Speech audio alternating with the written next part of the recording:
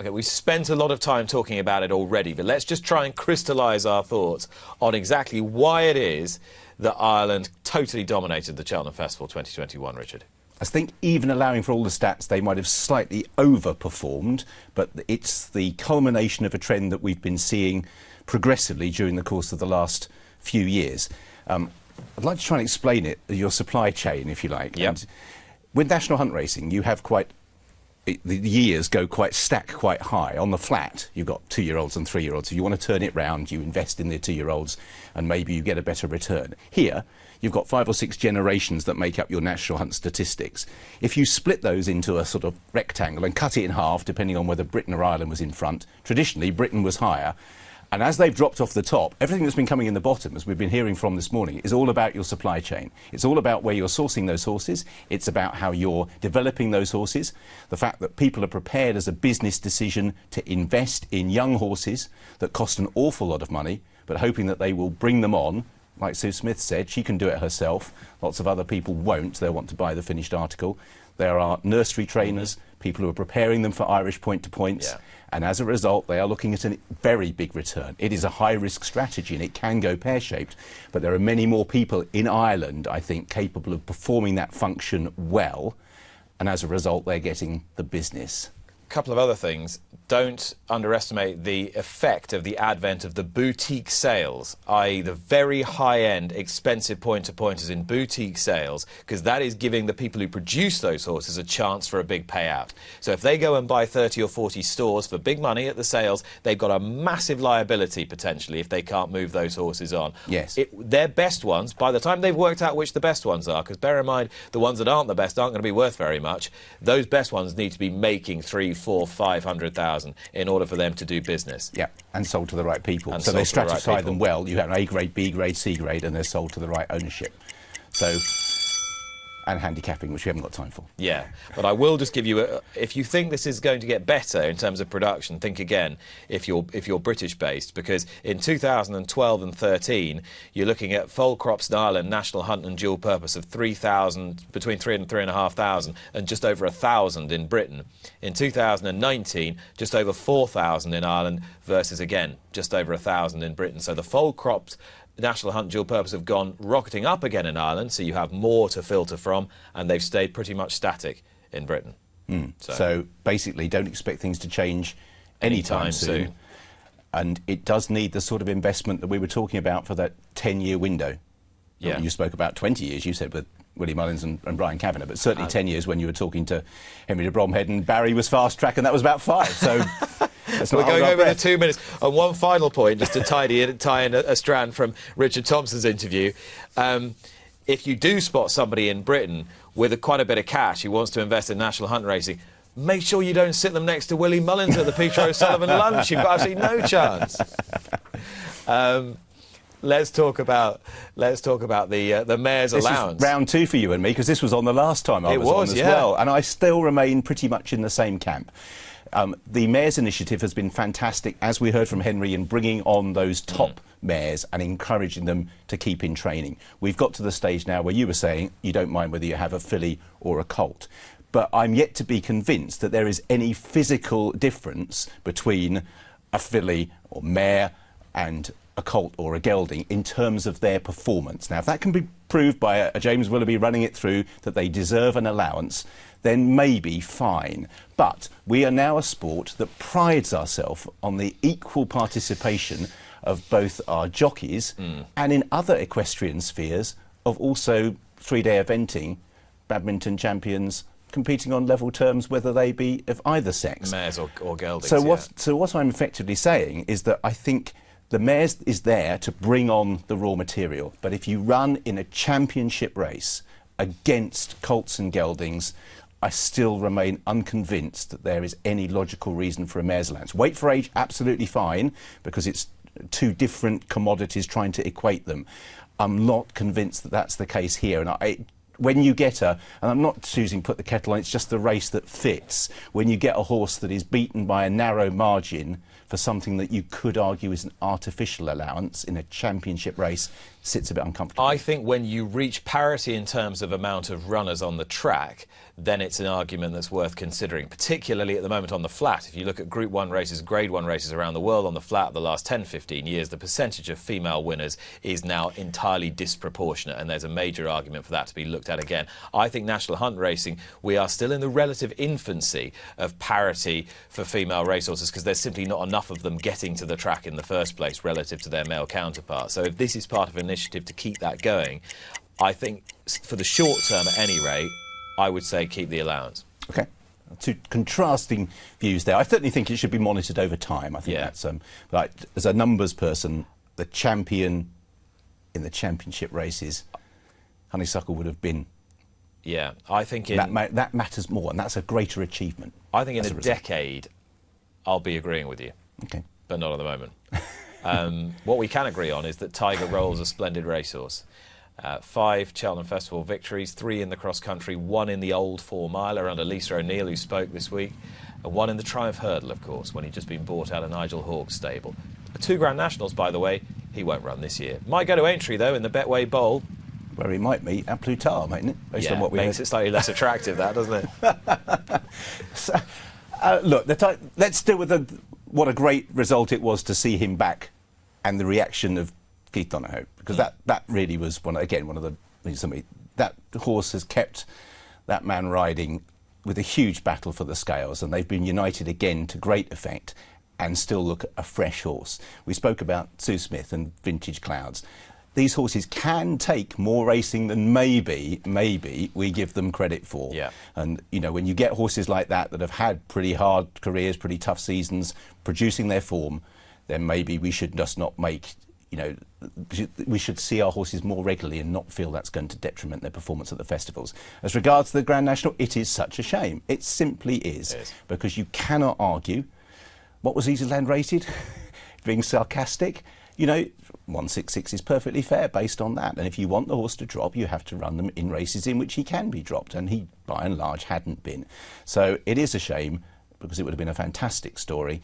But it is not going to happen. Let's just celebrate Tiger Roll and his achievements, in this case at the festival, in winning 5 times, which puts him in a very, very unique bracket. I felt great sadness that he wasn't going to run this year. I spoke about it with Eddie O'Leary earlier in the week. It's not impossible, of course, that he ends up running in the Grand National next year. No, absolutely. But if he's done that, yes, then it will give the handicapper less of an incentive to drop him. And I think that's part of the reason why they're saying we're going to go to all these park course races to try and get his mark down. Yes, which probably would have been the strategy maybe at slightly beginning of the season. But it's a shame, but let's not detract from the experience we had last week with Tiger Roll was brilliant. He's truly a one-off in every respect, Tiger Roll. Now, I haven't seen this because I've been working on Racing TV all week and I haven't had a chance to get back and watch the ITV Hub, but there was a feature on Tuesday afternoon on ITV Racing about the struggles that racing has had with COVID, how it's got through COVID, and whether last year's Cheltenham Festival fundamentally ought to have gone ahead, with contributions, I think, from Piers Morgan and Nick Rust. Yeah, Emma Lavelle as well. Yeah, I wanted to walk into the Lion's Den here and try and explain, you know, the editorial rationale about that and how the audience which terrestrial television has differs markedly from the audience we'll have in the morning. Normally 450,000 roughly watch an ITV4 and did a Channel 4 programme, but you have 1.2 million watching at the time the feature went out on Tuesday.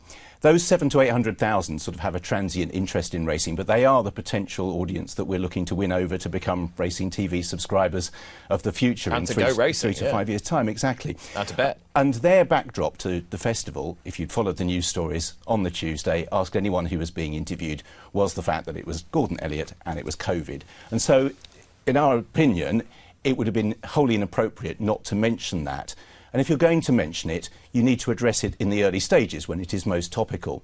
Now, I appreciate for people sitting at home who want 4 days of really enjoying Cheltenham, it might have been a bit in your face. But it's 7 minutes out of what then is 14 hours worth of broadcasting. You've then cleared it out of the way. You've tried to present it in a purely balanced fashion, admittedly with Piers Morgan on one side and Nick Rust on the other. But you're just reminding people of the actuality of the timeline and the fact that government advice was that you would continue to race. There were financial implications, and Piers obviously put his thing very practically, but even he admitted that racing was being encouraged to race. So the idea was for those group of people who had listened to it on the news in the morning, I'll just make down super spreader, killer festival, the interview with Judy Harrington.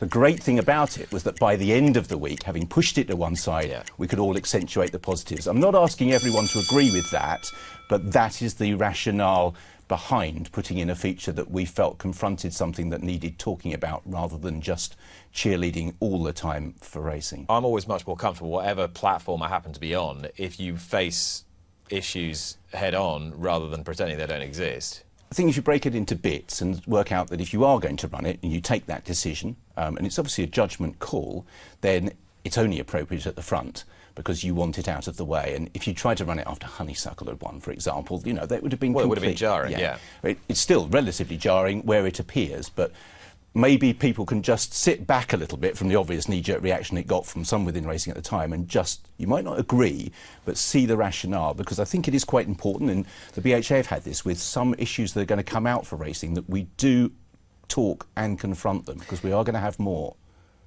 Siege mentality is not acceptable for us, I don't think, even though we talked about it a few weeks ago with the Gordon Elliott situation. You could completely understand why there was that within the stable, but outside you've got to look at the bigger picture. Yeah, we've had the conversations already that we were encouraging people to have for that audience that had just joined us. No Cheltenham in 2021, first time they possibly had come back to the festival. And so, we would, in similar circumstances, run exactly the same feature again, were you to have that same decision. But not all of those will agree with it. I've got to kick on. Again, this is one I could really talk about for a long time. You're better at this than me, isn't it? So you kick off with this one. Vet checks at the Cheltenham Festival. This is interesting, actually. And this is, I think, a hat tip to the BHA and an initiative brought in by David Sykes during his tenure there. There's a pre-engagement 45 days beforehand, sharing information about any recent issues and treatment and flagging of any horses that move poorly.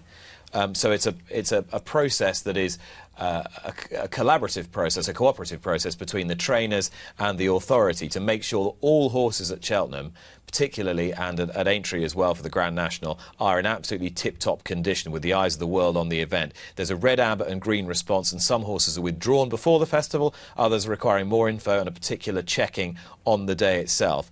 And then there are various checks on the day. Multiple vets see the horses at Cheltenham's racecourse stables assessed. That there's a heart specialist if there's any problem that comes to light. If a horse isn't moving right, it's just assessed over several hours. It's not just an immediate snap assessment. It doesn't just get withdrawn. It's a cooperative, collaborative process. Now this week, 2 were withdrawn on Thursday. Double Shuffle with an irregular heartbeat, and Young Dev, who was slightly lame behind. And on Friday, Le Patriote was withdrawn with an active hot suspensory as well, and the new with an irregular heartbeat, Castle Robin with a sore shin. Now the BHA want to stress it's not that the trainers are at fault, but it's issues that they might not otherwise have spotted, come to light or know about, could have happened in transit. Certainly you wouldn't be able to see an irregular heartbeat.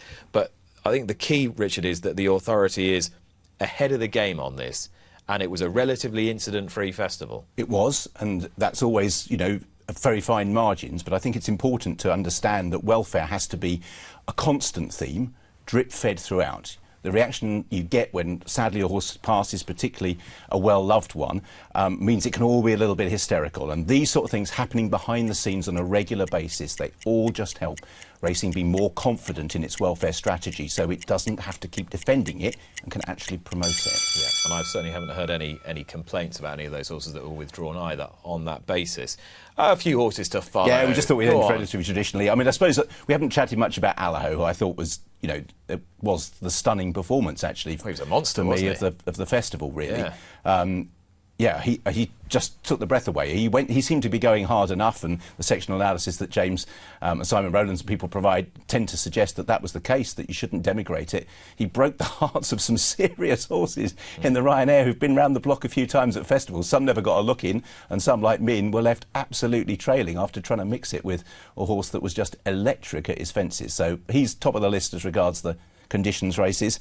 Iblio and Fleureur are 2 handicappers that caught my eye. Iblio, I felt if the Johnny Henderson had been run on the new course, he would have been very, very close, because he was one of those you just never saw until he passed the line. Called him in third, thinking, where did he come from? Did I miss him? Went back, and you can't see him. He just was taken off his feet early. And Fleur, at different reasons, Joseph O'Brien's got knocked back in an early stage. Very difficult then to pick your way through, and finished off strongly. And I think it's a relatively new acquisition into the yard. I'd be surprised if they can't find an opening for her before too long. So that's a few from me. Any from you? Huntsman's Son as well in the county. Oh, Huntsman's Son for Alex Hoiles. Was it County Hurdle? It was the race he came from the back in. I don't think it was a County Hurdle, actually. Was he not a... Third Time Lucky was another one who was, you know, I thought got there a little bit early in the county, actually. Yeah, he ran very... But actually, Dan Skelton's horses generally ran very well. He was did. very unlucky not to lead They with the winner. did. The ride on Chamblou was a little bit overly aggressive, and I think that's hard. When you get into a rhythm like Rachel did all week, but if it doesn't quite go right, you're always on the back foot. I think he'll just be slightly disappointed things didn't pan out. But it doesn't necessarily mean they're as poor as that. Third Time Lucky Swinton, something like that. Yeah, in another year he could have had Third Time Lucky, could have had Langadan, he could have had Newbie Negra. I thought he got close. Although Venetia's horses generally ran pretty well. Yep. A bit of disappointment in the Gold Cup, they ran well. Yep. Colin Tizard's horses ran well in the main. Just they didn't win, did they? And so that total remained 5.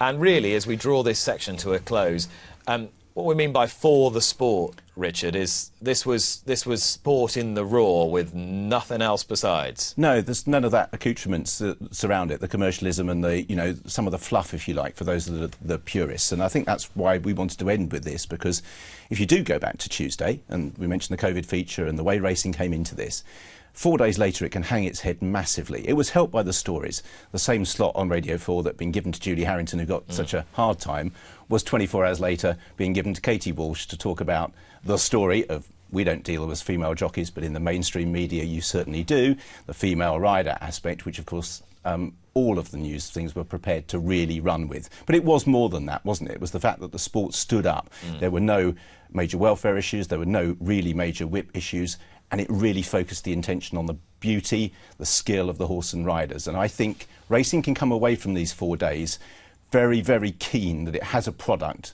that will stand and is very resilient. We've heard about resilience right the way through this programme, from the jockeys to the trainers laying down the foundations. We should leave this feeling that we can go on the front foot, that we have a sport that we can absolutely be proud of, that the product itself stands scrutiny, and maybe now it's for us to engage with all of those people who have taken an interest in the sport through lockdown, that we can convince them that one of the first places they want to go back to is a racecourse. And this is doubly, trebly more important in this year of all years, because this is the year beyond which we will be seeking that commercial investment in order to ensure that the sport is on a sound footing. Absolutely. And, you know, let's face it, everything's going to be competing for money, but the industry aspect of racing, the Reliant on Racing feature that ITB are running, showing how much it encompasses. It is not just horses running around a field for somebody's betting pleasure. It is the highest quality of equine care, excellence in sport, providing the sort of finishes and stories that we saw over the last 4 days, and long may it last. Nothing to add to that.